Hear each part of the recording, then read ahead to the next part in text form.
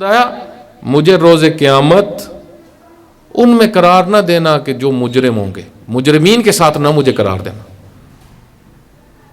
مجھے صالحین کے ساتھ، یعنی جو نیک لوگ ہوں گے۔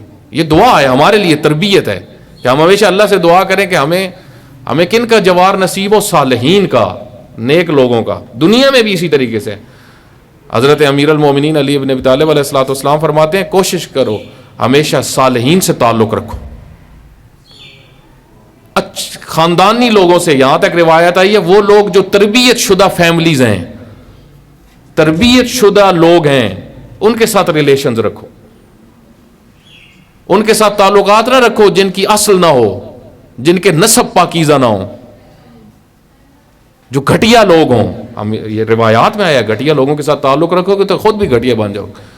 خربوزہ فارسی میں کہتے ہیں خربوزہ با خربوزہ، خربوزہ خربوزے کا رنگ اردو میں بھی ہے، خربوزہ خربوزے سے رنگ پکڑتے ہیں، جیسا دوست ویسے بن جاؤ۔ اپنے بچوں کے دیکھیں ان کے ریلیشنز کن کے ساتھ ہیں، بچوں کی شخصیت ان کے دوستوں سے بنتی ہے۔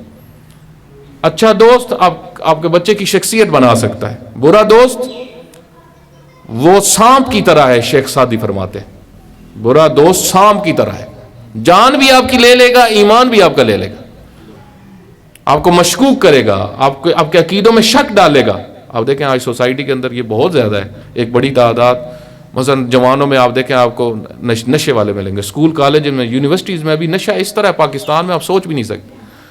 یہ پیچھے رپورٹس آئی، میڈیا کے اوپر ویڈیوز چڑھی، لڑکیوں نے نشہ کیا ہوتا ہے۔ ایک اسکول میں لاہور میں لڑکیاں نشہ کرتی تھی، اور وہ اسکول مہنگا اسکول، کیونکہ لوگوں کی کوشش ہوتی ہے ہمارے بچے مہنگے سے مہنگے اسکول میں پڑھیں، یہ نہیں سوچتے کہ تربیت وہاں پہ ہے یا نہیں ہے۔ مہنگا اسکول ہو تاکہ ہم لوگوں کو بتائیں ہمارا بچہ جہاں پہ پڑھتا ہے ہم 25,000 فیس دیتے ہیں۔ بھائی 25,000 فیس دیتے ہیں، وہاں پہ کوئی تربیت بھی ہے یا نہیں ہے؟ وہاں وہ سوچیں۔ ہمارے یہاں دیکھو دیکھی بہت چلتے، خصوصاً خواتین بہت زیادہ دیکھو دیکھی میں چلتی ہیں۔ فلاں کا بچہ وہ وہاں پہ پڑھتا ہے، وہ میں نے بھی ادھر داخل کروانا ہے۔ آپ دیکھیں وہ اسکول کے اندر تربیت ہے یا نہیں ہے، وہ نظام کیسا ہے وہاں پہ۔ پھر گھر میں مثلا پریشان بھی کریں گے، مثلا ہو سکتا ہے ایک والد جو ہے وہ 3,000 فیس دے سکتا ہو، 3,000 فیس میں ہو سکتا ہے اچھا اسکول مل جائے، وہاں پہ اچھے بچے ہوں، لیکن نہیں، ہمارے مقابلے لگے ہوئے ہوتے ہیں، کیونکہ ہم نے لوگوں کے آگے وہ کرنا ہوتا ہے نا، فخر فروشی ہمارا ایک مزاج بن سکے۔ آج کل تو بہت زیادہ مزاج ہے نا، برانڈز، کہ میں نے یہ لباس پہنا ہوا ہے۔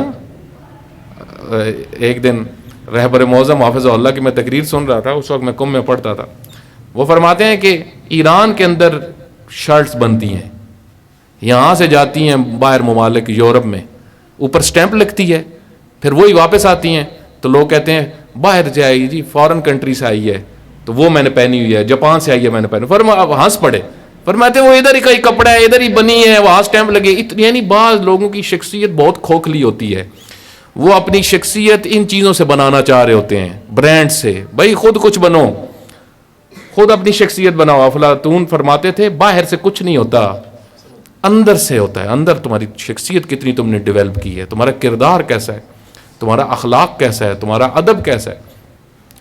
معصوم علیہ الصلوۃ والسلام سے پوچھا گیا کہ مولا اگر ایک دن زندگی رہ جائے تو کیا کرنا چاہیے؟ ایک دن زندگی اگر مجھے پتہ چل جائے میری رہ گیا، حضرت نے فرمایا ادب سیکھو، ادب، اپنے بچوں کو ادب سکھاؤ، خود ادب سیکھو۔ تو اس میں کیا آپ دیکھیں کہ وہ رپورٹس آئی، ایک بچی نے شکایت لگائی، جا کے اپنے والد کو جا کے بتایا کہ میری کلاس فیلوز ہیں وہ نشہ کرتی ہیں، اور نشہ بھی آج کل اتنا بھیانک ہے ہم سوچ بھی نہیں سکتے، چرس بھی نہیں ہے، وہ پتہ نہیں وہ آئس کہتے ہیں، ہم تو دیکھی بھی نہیں کبھی آئس، وہ ایک ایسا نشہ ہے کہ وہ مہنگا بھی ہے اور ہم سوچ بھی نہیں سکتے، وہ اس وقت عام ہے۔ پاکستان میں اتنے مافیاز ہیں، اس وقت اتنے مافیاز ہیں ہم سوچ بھی نہیں سکتے۔ پاکستان مافیاز کا اڈا بن چکا ہے، ہر شعبہ مافیا کے ہاتھ میں۔ آپ تھوڑی سی بات کریں گے کسی کے خلاف، اگلے دن وہ، جس طرح آج میں دیکھ رہا تھا کسی نے بات کی کہ یہ جو مانگنے والے ہیں بہت سارے شہروں میں، یہ مافیاز ہیں، 30 ارب روپیہ کراچی میں صرف دکانوں سے مافیاز مانگ کے لے جاتے ہیں، لوگوں کے ہاتھ کاٹے ہوئے ہیں انہوں نے، لوگوں کی ٹانگیں انہوں نے کاٹی ہوئی ہیں اور ان کو بھیجتے ہیں۔ ایک شخص نے بات کی، وہ رفائی کام کرتا ہے، اس نے کہا بھائی یہ مافیاز ہیں، اگلے دن اس کو قتل کرنے آ گئے۔ پاکستان میں تو یہ ہوتا ہے۔ تو لوگوں کو خود شعور دیکھنا چاہیے نا کہ ہماری سوسائٹی میں کیا ہو رہا ہے, ہمارے بچوں کے ریلیشنز کن کے ساتھ ہیں, یہ رات میں کن کے پاس جا کے بیٹھتے ہیں, ان کی محفلیں کیا ہیں, وہ عجیب و غریب محفلیں ہوکے لگا کے بیٹھے ہوتے ہیں بچے ایک کمرے میں, وہ آج کل پتہ نہیں کیا کیا ہو رہا ہے. تو ہمیں بہت زیادہ توجہ کی ضرورت ہے, خصوصاً خواتین سب کچھ کر سکتی ہیں اگر خواتین کرنے پہ آ جائیں. تو حضرت زہرا سلام اللہ علیہ, اللہم صلی علی محمد و علی محمد, سیدہ سلام اللہ علیہ جو ہیں وہ جب انصار کی خواتین ملنے کے لیے آئی تو وہ ان سے ناراض ہوئی, چہرہ جو ہے وہ رخ پھیر لیا ان سے. تو سوچنے والی بات یہ ہے کہ خواتین سے کیوں ناراض ہوئی؟ سیدہ نے فرمایا کہ میں تم سے ناراض ہوں, تمہارے مردوں سے ناراض ہوں. تو یہاں پہ ایک عالم نے بڑا خوبصورت تجزیہ کیا, اس نے کہا کہ مردوں سے ناراض ہونا چاہیے تھا کیونکہ خلافت تو مردوں سے وابستہ چیز تھی نا. حضرت علی علیہ الصلوۃ والسلام کو اگر ان کا حق نہیں ملا تو سیدہ نے یہ بتایا کہ خواتین بھی اس میں شامل ہیں, خواتین کا مرکزی رول ہے. آپ دیکھیں حضرت مسلم بن عقیل کو کہ جتنے ارد گرد لوگ تھے ان کو کس نے دور کیا, ان کے ساتھی کس نے جدا کیا؟ خواتین نے کہا اندر چلے جاؤ, اندر چلے جاؤ, اندر چلے جاؤ, جو جس کا شوہر تھا شوہر کو لے گی, جس کا بھائی تھا بھائی کو وہ لے گی. تو خواتین اگر کسی معاشرے میں تبدیلی نہ چاہیں وہاں پہ تبدیلی نہیں آ سکتی. اگر وہ اپنے شوہروں کو آمادہ کر لیں کاموں پہ, آپ دیکھیں خواتین ہماری بہت ساری جو ہوتی ہیں, مثلا اگر ان کا دل کر پڑے کہ میں نے وہ سوٹ لینا ہے تو لے لیتی ہیں. ایک نہ ایک دن شوہر کو روز سناتے بھائی کو روز سناتی رہیں گی, بالآخر بھائی ایک دن کہے گا کہ چلیں یہ لے ہی لیں. کیونکہ جب وہ اپنا ارادہ کر لیں تو وہ کام کر کے چھوڑتی ہیں. مثلا آپ دیکھیں یہ کئی جگہ پہ ہمیں خود جوانوں نے بتایا کہ ہمارا نہیں دل تھا ہمارا رشتہ کرنے کو فلاں جگہ پہ, اماں جی نے کہا پتر تم نے تو کرنا ہی کرنا ہے, تو کہا بالآخر مجبوری میں کیا. حالانکہ رشتہ ہے کہ شادی کرنا شریعت کا حکم ہے کہ آپ اپنی مرضی سے کریں. ٹھیک ہے والدین سے آپ رضا ہونی چاہیے, ان کی لینی چاہیے والدین کی, لیکن والدین فورس سے نہیں کر سکتے کسی بھی صورت میں. لیکن ہم کرتے ہیں, ہماری سوسائٹی میں یہ سب کچھ ہوتا ہے. کیوں؟ کیونکہ خواتین جب ارادہ کر لیں تو خواتین اچھے کاموں کے بھی ارادے کریں تو انشاءاللہ معاشرے میں بہت بڑی ہماری پاکستانی خواتین اگر آج ارادہ کر لیں تو ہمارا معاشرہ ٹھیک ہو سکتا ہے. لیکن اصل مشکل یہ ہے کہ یہ ہی بہت دور ہیں دین سے, علم سے, معرفت سے. اس کے بعد جو آیت کا اگلا حصہ ہے کہ اے خدا ہمیں ان میں قرار نہ دے غیر المغضوب علیہم, جن کے اوپر تیرا غضب ہے. دیکھیں کن کے اوپر اللہ کا غضب ہے. میں مثال آپ کو دیتا ہوں. روایات میں آیا ہے کہ مغضوب علیہم وہ گروہ ہے یہودیوں کا گروہ. ٹھیک ہے, یہودی وہ ہیں جن پہ اللہ کا غضب ہے. کیوں یہودیوں پہ اللہ کا غضب ہے؟ کیا آج بھی کوئی ایسے ہیں جن کے پہ اللہ کا غضب ہے؟ صرف آج کے یہودیوں پہ اللہ کا غضب ہے یا جو بھی اس قانون پہ پورا اتر رہا ہوگا اس پہ غضب ہوگا؟ یہودیوں پہ اللہ کا غضب کیوں آیا؟ توجہ کریے گا, بہت بنیادی چیز میں آپ کی خدمت میں عرض کرنے لگا. اور ولضالین سے مراد نصارہ ہیں, عیسائی ہیں. اے خدا ہمیں ان میں قرار نہ دے. تو یہ دو گروہوں کی مشکل کیا ہوئی تاکہ ہم دیکھیں آج ہماری زندگی میں یہی مشکل تو نہیں ہے. آپ دیکھیں یہودی جو تھے ان کو سب کچھ پتا ہوتا تھا لیکن وہ علم کے باوجود عمل نہیں کرتے تھے. مثلا ان کو پتا تھا کہ رسول اللہ کون ہے, انہوں نے اپنی کتابوں میں پڑھا ہوا تھا. انہوں نے تورات اور انجیل میں ان کو جس طرح اپنے بچوں کو وہ جانتے تھے نا گھر میں رہتے ہوئے. ایک صلوات پڑھیں محمد و علی محمد صلی اللہ علیہ محمد و علی محمد. دیکھیں والدین جتنا بچوں کو جانتے ہیں اتنا کوئی جانتا ہے؟ کوئی بھی نہیں جانتا. مجھے جتنا اپنے بچے کا پتا ہے اتنا کسی کو تو نہیں پتا. جتنا آپ سب کو اپنے اپنے بچوں کا پتا ہے. اس کی یہ تو الگ بات ہوتی ہے نا کہ مائیں بعض چیزیں چھپاتی ہیں, ابو سے چھپا رہی ہوتی ہیں. ٹھیک ہے, حالانکہ یہ غلط ہوتا ہے. نہ وہ کبھی بھی آپ ڈسٹینس نہ رکھیں. یہ بھی ایک تربیت کا بڑا بنیادی نقطہ ہے, بیچ میں بات آ جاتی ہے. یہ جو ہوتا ہے نا کہ مثلا بعض اوقات ہم یہ سوال بھی کر رہے ہوتے ہیں کہ بیٹا ذرا بتاؤ تمہیں امی زیادہ اچھی لگتی ہیں یا ابو زیادہ اچھے لگتے ہیں. یہ خود ہم یعنی ڈسٹینس پیدا کر رہے ہیں امی اور ابو میں. خود والدین بعض اوقات یہ کام کر رہے ہوتے ہیں, یعنی بچے کو اکسا رہے ہوتے ہیں کہ تم کسی ایک پارٹی کی طرف جاؤ. ٹھیک ہے, حالانکہ ایسا نہیں ہے. والدین دونوں ایک طرح کے ہیں. یہ الگ ہے, قرآن کریم میں البتہ ثابت ہے آیات سے کہ والدہ کی عظمت زیادہ ہے, بچے کو ماں کا زیادہ خیال رکھنا چاہیے. اس کی دلیل بھی قرآن کریم نے بیان کی. ٹھیک, لیکن تربیت میں ہمیں یہ پتا ہوتا ہے کہ ہمارے بچے کے نقائص کیا ہیں. اللہ فرماتا ہے کہ جس طرح بچوں کا علم ہوتا ہے نا والدین کو، یہودیوں کو اس طرح علم تھا کہ رسول اللہ کون ہے. ایک ایک چیز کا پتا تھا، جانشینوں کا بھی پتا تھا کہ رسول اللہ کے جانشین کون ہوں گے، ان کے نام کیا ہوں گے. لیکن وہ یہودی جو انتظار میں تھے آئے، اپنے علاقے کو چھوڑ کے آئے، یمن کو چھوڑ کے آئے، فلسطین کو چھوڑ کے آئے، مختلف علاقوں کو چھوڑ کے یہودی مدینہ میں رسول اللہ کے انتظار میں تھے، جس طرح ہم امام زمانہ علیہ الصلوۃ والسلام کے انتظار میں. بالکل یہودی اسی طرح تھے، انتظار میں تھے کہ ہم نے رسول اللہ کا ساتھ دینا ہے. بلکہ وہ اپنے علاقے میں لوگوں جب ان کے اوپر ظلم کرتے تھے تو وہ اپنے علاقے کے لوگوں کو کہتے تھے ہمارا آخری نبی جب آئے گا نا تو پھر ہم تمہیں کر لیں گے، ہمارے پاس اس وقت طاقت آئے گی. ٹھیک ہے، آپ دیکھیں جب رسول اللہ صلی اللہ علیہ وسلم آئے، مدینہ پہنچے، مدینہ کے لوگوں نے ان کو پروٹوکول دیا، ان کو ویلیو دی. یہودی تو آئے ہی نہیں، یہودیوں نے الٹا پروپیگنڈے کرنا شروع کر دی. ایک یہودی عالم ایمان لے آیا رسول اللہ پہ صلی اللہ علیہ وسلم پہ، تو اس نے آ کے کہا یا رسول اللہ میں ایمان تو آپ کے اوپر لے آیا ہوں، لیکن یہودیوں کی ایک عادت بہت بری ہے، یہ پروپیگنڈے بڑے کرتے ہیں. یعنی ایک شخصیت جب تک ان کی من پسند پہ چل رہی ہو تو یہ بہت اچھا اس کو سمجھتے ہیں، جب ان کی من پسند سے ہٹ کے وہ بات کرے تو یہ اس کے اوپر تہمتیں لگائیں گے، اس کے خلاف ماحول بنائیں گے. یہودیوں کا یہ مزاج تھا، پروپیگنڈے کرنا، تہمتیں لگانا، اذیتیں دینا. آپ دیکھیں یہودی سب سے بڑے دشمن بنے رسول اللہ صلی اللہ علیہ وسلم، سب سے زیادہ خیانتیں کی رسول اللہ. آج تک سب سے بڑے دشمن جو اسلام کے ہیں وہ یہودی ہیں. کون؟ جو اپنے علاقے چھوڑ کے آئے ہوئے تھے. ہم سوچیں ہم آج امام زمانہ علیہ الصلوۃ والسلام کے منتظر ہیں، کہیں ہماری بھی کوئی ایسی عادتیں نہ بن جائیں کہ کل ہم اپنے ہی امام کے مقابلے میں کھڑے ہو جائیں. ہمارے جو علماء ہیں کہیں وہ ایسے علماء یہود کی طرح نہ بن جائیں.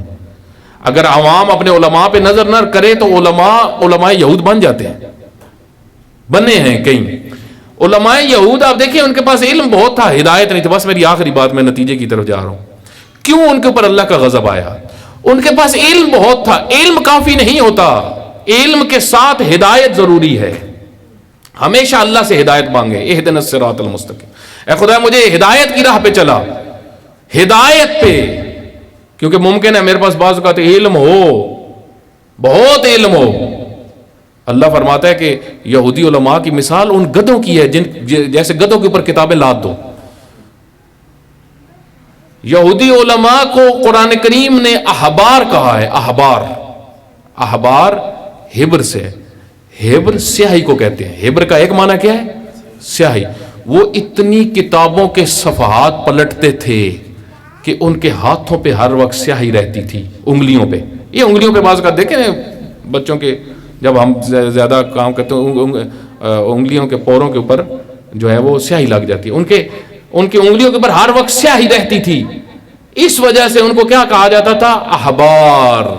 اتنا علم تھا ان کے پاس، لیکن ہدایت ان سے اللہ نے لے لی جب انہوں نے انانیت دکھائی اور رسول اللہ صلی اللہ علیہ وسلم پر ایمان نہیں لائے تو اللہ نے ان سے ہدایت لے لی. اس وجہ سے ممکن ہے کہ ہمارے پاس علم تو بہت ہو لیکن ہدایت نہ ہو. ہمیں ہمیشہ ان علماء کے پیچھے چلنا چاہیے. ہمیں یہ نہیں دیکھنا چاہیے کہ کس عالم کے پاس علم زیادہ ہے، ہمیں یہ دیکھنا چاہیے کس عالم کے پاس ہدایت ہے، کس کے پاس معاشرے کا حل ہے. کون ہے جو معاشرے کے مسائل کو ڈسکس کرتا ہے اور بتاتا ہے کہ آج مسلمان کیوں گر چکے ہیں، کیوں مسلمان اتنے پست ہو گئے، آج شیعہ کے اندر اتنی کمزوریاں کیوں ہیں. یہ ساری چیزیں بہت امپورٹنٹ ہیں. خوب، اور پھر جو ہے یاد رکھیں، میں ایک اور نقطہ یہاں پہ بیان کروں. ممکن ہے کہ علم آپ نے 10 سال پہلے حاصل کیا ہو، وہ آج آپ کے پاس ہو، لیکن ہدایت ہر وقت ضروری ہے. حتیٰ جو جنت میں بھی جا رہے ہوں گے تو وہ کہہ رہے ہوں گے کہ اللہ تعالیٰ نے ہمیں یہ ہدایت نصیب کی تھی کہ ہم جنت تک پہنچ گئے. جنت تک پہنچانا بھی ہدایت پروردگار ہے. تو ہمیشہ ہم ہدایت طلب کریں. اور اللہ تعالیٰ نے ہمارے اوپر تو لطف و کرم کیا. ہمیں تو وہ امام عطا کیے جو خود ہی ہدایت ہیں، امام ہدایت امیر المومنین علی ابن ابی طالب علیہ السلام. اس وجہ سے امیر المومنین فرماتے تھے کوفیوں کو، میرے پیچھے چلو میں تمہیں جنت تک پہنچا دوں گا، میں امام جنت ہوں. امام حسین علیہ الصلوۃ والسلام امام جنت ہیں، ہمیں ان کے پیچھے چلنا ہے. لیکن ہم ان کے پیچھے، ہم آج کل چل، ایک بڑی تعداد ہم میں سے ان کے پیچھے چل نہیں رہی، بلکہ ہم اپنے ائمہ سے آگے چل رہے ہیں. جو باتیں وہ ہمیں نہیں کہتے، روکتے ہیں، ہم وہی کرتے ہیں. وہ کہتے ہیں اللہ ایک ہے، وہی رب ہے، وہی خالق ہے. ہم کہتے ہیں نہیں نہیں نہیں، اور بھی رب ہیں. ہم اپنے پاس سے عقیدے بناتے ہیں، ہم اپنے پاس سے عمل بناتے ہیں، ہم اپنے پاس سے سارا کچھ بنا پھر ہم کہتے ہیں مومن ہیں. اور ولا الضالین، اے خدا مجھے ان میں سے قرار نہ دے جن کو پتہ ہی نہیں ہے تیری راہ کیا ہے. عیسائی کون ہیں؟ جنہوں نے غلو کیا، اللہ کے بنائے ہوئے نبی کو اللہ کا بیٹا بنایا. آپ دیکھیں دنیا میں سب سے زیادہ جو لوگ پائے جاتے ہیں وہ غالی ہیں. عیسائی سب غالی ہیں. یا اہل الکتاب لا تغلوا فی دینکم، اے اہل کتاب دین میں حد سے آگے مت بڑھو، غالی مت بنو. دین کے جو رولز ہیں ان پہ باقی رہو. جو خالق ہے اس کو خالق مانو، جو رازق ہے اس کو رازق مانو، جو مالک ہے اس کو مالک مانو، جو رب ہے اس کو رب مانو. آج دیکھیں آج شیعہ کے اندر بھی ایسے ناسور داخل ہو چکے ہیں جو کہتے ہیں جی قرآن سے ثابت ہے کہ وہ جو ہے وہ فلاں جگہ پہ رب لکھا ہوا ہے، تو رب ہم حضرت علی علیہ الصلوۃ والسلام کو بھی کہہ سکتے ہیں، امام حسین کو بھی کہہ سکتے ہیں. 5 مجالس باز نے پڑھی کہ علی رب ہے. نعوذ باللہ من ذالک. اللہ کیا فرماتا ہے؟ الحمدللہ رب العالمین. عالمین کا رب کون ہے؟ اللہ ہے. تو یہ عقیدوں میں انحراف آیا نا. آج آپ دیکھیں یہ لاہور کے اندر آپ کو میں امام بارگاہ دکھا سکتا ہوں جہاں پہ لکھا ہوا ہے علی جل جلالہ. اللہ جل جلالہ ہے، یہ کہتے ہیں علی جل جلالہ. آج کل اتنے انحرافات. تو یہ وہی ہم جو دعا کرتے ہیں خدا نہ ہمیں ظالین میں سے قرار دے اور نہ ہمیں مغضوب علیہم میں سے قرار دے. ظالین وہ لوگ ہیں کہ جن کو راہ اللہ کی راہ پتہ نہیں ہے، جن کو دین کی راہ پتہ نہیں ہے، جن کو امیر المومنین کی راہ پتہ نہیں ہے. ہمیں سب سے زیادہ کوشش کرنی چاہیے کہ ہم جس دین پہ چل رہے ہیں ہمیں اس کا علم ہونا چاہیے کہ اس دین کی راہ کیا ہے. خداوند متعال ہم سب کو سورہ فاتحہ کو صحیح طریقے سے سمجھنے کی اور اس پہ عمل کرنے کی توفیق عطا فرمائے. اللہم صلی علی محمد و آل محمد. اے خدا ہم سب کے گناہ